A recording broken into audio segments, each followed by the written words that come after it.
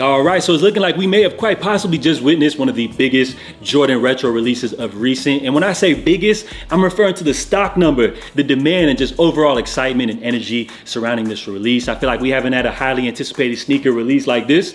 Let's say like maybe since the Lost and Found one. So ladies and gentlemen, of course, I'm talking about none other than the Jordan 4 Bred Reimagined, which after months of anticipation, everybody hyping up this release, a lot of early backdoor activity, as well as a major Nike sneakers app shock drop, we finally got the official release this past Saturday, February 17th. And while you still have some pairs sitting overseas, over here in the States, it was a whole different ballpark. These joints sold out fast. Now, many people were fortunate enough to be able to secure pairs through their local retailers. Some places were doing raffles. Other shops were doing first come, first serve. But for all of us that don't actually have that access, we unfortunately had to rely on just the sneakers app. And it looks like many people, while they were able to like double up, some people even claim that they were able to triple up, many people still took L's on this release. So while I did commend Nike for upping the stock numbers as well as increasing the retail prices, you know, kind of cutting out the middleman, it seems like the resellers couldn't stay away from this drop. So it looks like they're still trying to squeeze every single dollar that they can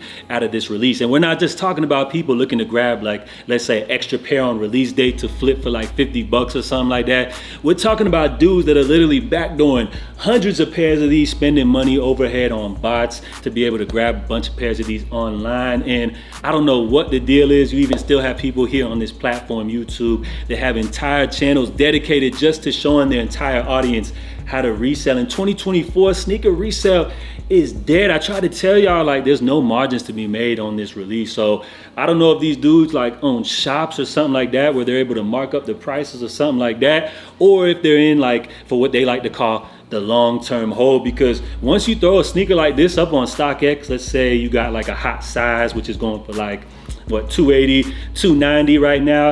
After fees and everything like that, it looks like you're taking home a whopping 240 bucks. And if you pay taxes on top of that 215, if you pay shipping fees, it looks like as far as your profit margins goes, it looks like you may be able to, you know, grab yourself a little value meal at McDonald's or something like that. So I don't know why these dudes still continue to hoard and buy up all these joints just looking to scalp to the next man. I try to discourage everybody as much as possible not to take part in this practice, but it looks like sneaker reselling still continues to go on. Now let's go ahead and talk about this release, because on the sneakers app, according to all of the Twitter sources, they were saying we had roughly like 250,000 pairs available. But doesn't it feel like this release was a lot more limited than the shock drop, which the Twitter experts claim was just 34,000 pairs? So I honestly feel like maybe Nike didn't drop all of the pairs, and we could possibly have them holding back some pairs for an upcoming like restock or something like that. You know how Nike likes to do it. But overall, again, there was a lot of pairs to go around. So salute to everybody that was able to secure a W. But unfortunately, you know, we still got these resellers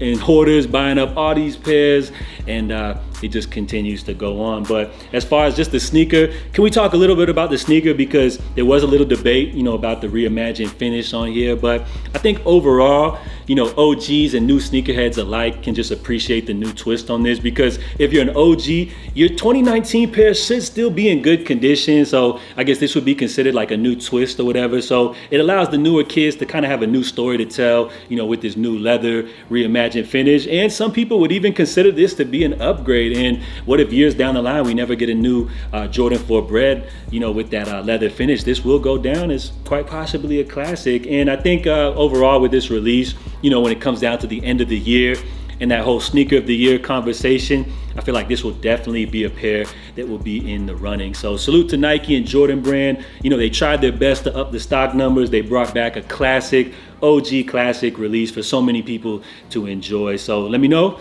down below, guys. Did you have success? Did you take a W or an L? Or are you looking to hit the secondary market to unfortunately, you know, bite the bullet and pay that resale price? And of course, Nike has a lot more planned releases for the Jordan 4, one of their most popular retro Jordan silhouettes. So it looks like up next, we got the Sail Gold Women's Exclusive 4s, which get a lot of early comparisons to the Anniversary 4s, which dropped back in the day. Those featured the silver lace locks. Of course, these feature the gold. So I feel like this should be a very popular women's exclusive drop, as well as for ladies and for the men. You can't go wrong with an all-white pair of 4s. So this should be a good release. As well, on top of that, we got the return of the military blues, a classic OG Jordan 4 release. And interestingly enough, there was actually some OGs who weren't really feeling the leather new finish on the Bred 4s and actually claimed that they were passing up on those to be able to get these OG military 4s. So this should be a very big marquee release for Jordan Brand, possibly the next big shock drop release that we could see go down. Now, of course, they got a lot of good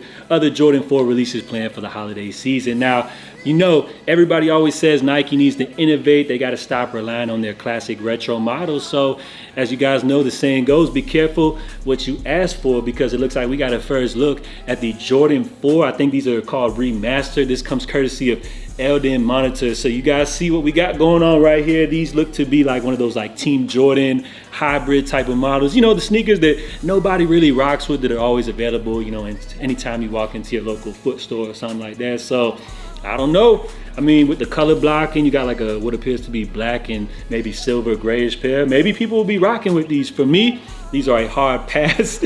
And then they're taking things to another level, as we have a early mock-up of what appears to be a Jordan 4 net, which are set to be making their debut coming up this holiday season. So not much is known about this release, other than it will feature a that net material, you know, surrounding the upper of this shoe. So once again, Jordan Brand, are they doing too much? You know, y'all let me know. Everybody complains they need to innovate, and it looks like this is what we're getting right here. So again, we're gonna wrap things up right here. Let me know what y'all think about these upcoming Jordan 4s. Is Nike doing a little bit too much with the 4? They need to chill out and just stick to the classics. Let me know down below, and also let me know how you guys did on this Jordan 4 Bred release. It seems like a lot of people actually took L's on this drop. So was I wrong about everything? I don't know. It looks like resale prices aren't going too crazy, but for some reason the scalpers are still looking to buy up every pair. So comment your feedback down below. If you guys enjoyed today's video, help me out by dropping a thumbs up. We're gonna wrap it up right here. I'm JA.